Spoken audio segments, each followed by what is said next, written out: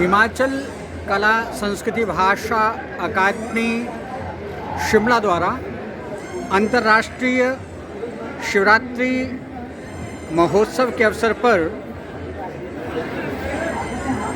पुस्तक प्रदर्शनी का आयोजन प्रतिवर्ष की भांति किया गया है। इस अवसर पर अकादमी द्वारा पुस्तकों के साथ साथ कलाकृतियों और प्राचीन लिपि टांकरी की भी कुछ दस्तावेज यहाँ पर प्रदर्शित किए गए हैं।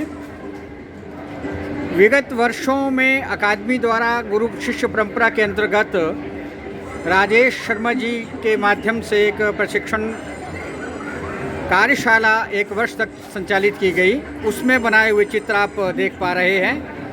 इसके साथ कुछ और चित्र भी यहाँ प्रदर्शित किए गए हैं। टांकरी प्रशिक्षण मंडी में पारुल जी के पास कुछ विद्यार्थियों ने भी सीखा है और इस 1 वर्ष की अवधि में इन्होंने जहाँ टांकरी के बहुत सारे दस्तावेजों का अनुवाद किया है, उनको फिर से लिखा है, वहाँ कुछ प्राचीन हस्तलिखित पांडुलिपियों को भी सहेजने का, संरक्षित करने का इन्होंने प्रयास किया है।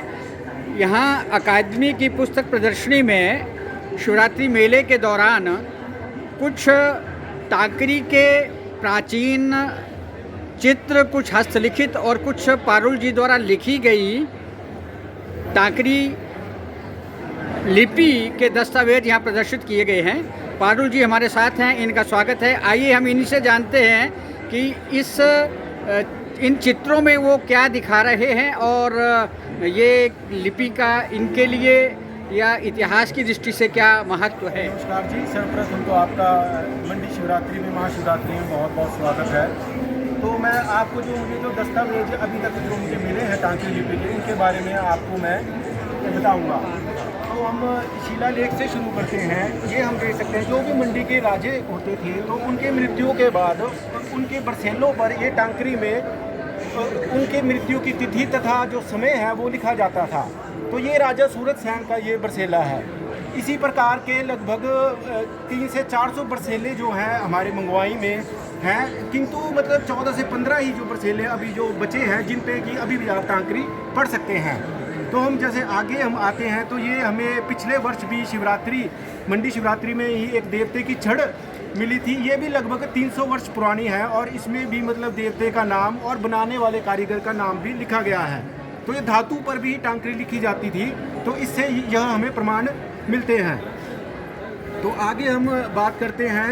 ये हमारे पास दुर्गा सप्तशती का जो पाठ है वो भी टांकरी लिपि में लिखा गया है। तो इससे हमें ये प्रमाण मिलते हैं कि टांकरी लिपि कितनी समृद्ध रही कि संस्कृत जैसी भाषा भी टांकरी में लिखी जा सकी। तो ये दुर्गा सप्तशती का लगभग ऐसे 50 से 60 जो पेज है कागजों का, ये पूरी ये कॉपी है। तो इसकी भी हमने एक चित्र यहाँ पे लगाया है।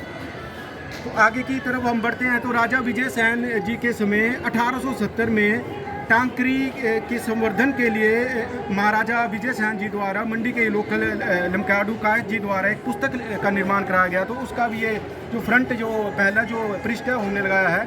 इसमें स्वर, व्यंजन, मात्राओं के बारे में, पहाड़े और साहित्य ऐसी बहुत सी जैसे जानकारी दी है। और ये स्पेशल ये मतलब नए स्कूलों में ही पढ़ाने के लिए पुस्तक बनाई गई थी। तो आगे हम देखिए इस पुस्तक का एक मैंने ये भी यहाँ पे चित्र लगाया। ये टेबल है। आज तो हमारे जो पहाड़े हैं जैसे 2, 3, 4, 5, लेकिन किंतु पहले ऐसा होता था कि जो मतलब 0.75, 50 पैसे का, 25 पैसे का, उस तरह का ये पहाड़ा जो है ये टांकरी में लिखा गया है। ये हमारे रियासत काल के जो दस्तावेज है, जो हमारे जितने भी कार्य होते थे मंडी में रियासत काल में, तो वो उनकी जो प्रमुख लिपि टांकरी थी। और विशेष बात ये है टांकरी के साथ जो भाषा है वो मलयाली ही रही है। लेकिन अगर आप मंडी से आप सिराज की तरफ जाते हैं तो आपको उसमें सिराजी भी मिलेगी। मतलब जितनी भी हमारी लोकल लैंग्वेजेस हैं तो उसमें ये सारे डॉक्यूमेंट्स मिलते हैं। ऐसे ही हम आगे चलते हैं। तो ये एक टीप है। ये तो अभी बिल्कुल मतलब नहीं है। 1955 इसकी ये जो डेट है, इसका मतलब ओरिजिनल तो मेरे पास पड़ा है। इसमें भी मतलब जो टिपियाँ बनती थी तो ये टीप बनाई गई है। ये भी टांकरी में बनाई गई है और इसकी भाषा भी मंडयाली है। बाकी कुछ जो दस्तावेज है जो हमने खुद भी बनाए हैं।